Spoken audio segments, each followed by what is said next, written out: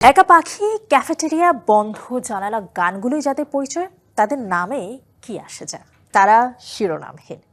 2019 সালে প্রকাশ পেয়েছিল শিরোনামহীনের এই অবেলায় গানটি। কিছুদিন আগে মুক্তি পেয়েছে ব্যান্ডটির বহুল প্রত্যাশিত গান এই অবেলায় 2। বাংলা এবং ইংরেজি দুই ভাষায় মুক্তি পাওয়া গানটি এরই মাঝে পেয়েছে দর্শক শ্রোতাদের ভালোবাসা। সম্প্রতি ডিবিসি নিউজের সাথে এক আলাপচারিতায় এই অবেলায় গানের দ্বিতীয় কিস্তি নিয়ে দর্শক শ্রোতাদের ভালোবাসার কথা জানিয়েছেন ব্যান্ডটির সদস্যরা। সাথে কথা বলেছেন সামনে নতুন বছরে কি কি কাজ আর গানের ব্যস্ততা আছে শিরোনামহীনের তা নিয়েই। দর্শন এবং মানুষের আবেগ নিয়ে কাব্যিক লিরিক আর আধুনিক রক মিউজিকের এক চমৎকার মেলবন্ধন তৈরি করে যারা জায়গা করে নিয়েছে সঙ্গীত প্রেমীদের মনে, তারা শিরোনামহীন।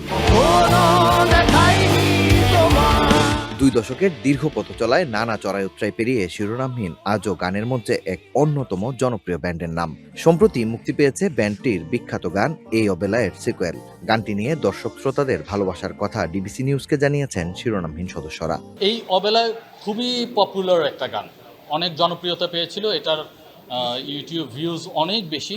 যারা এটা সম্পর্কে জানে অলরেডি জানে যে প্রচুর দর্শক শ্রোতার ভালোবাসা পাওয়া একটি গান।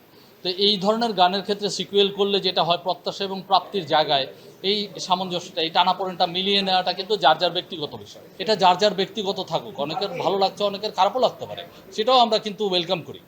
সামনে শিরোনামহীনের মঞ্চ আর গানের ব্যস্ততা নিয়েও জানিয়েছেন এর অন্যতম ভোকাল শেখ ইস্তিয়াক। শিরোনামহীন অনেক ব্যস্ত সময় কাটাচ্ছে। আমাদের অনেকগুলো কনসার্টস অফার দেশের ভেতরেই, দেশের বাইরে এখন আমরা একটু অফ আছি। দেশের ভেতরেই অনেকগুলো কনসার্ট করছি দেশের বিভিন্ন প্রান্তে। তো সব মিলিয়ে খুব ব্যস্ত সময় যাচ্ছে শিরোনামহীনের। সো হোপফুলি সামনে আমরা আবারও আমাদের নতুন অ্যালবামের কাজ শুরু করব, তখন হয়তো একটু কনসার্ট একটু কম অ্যাটেন্ড করবো, এরকম একটা প্ল্যান হতে পারে।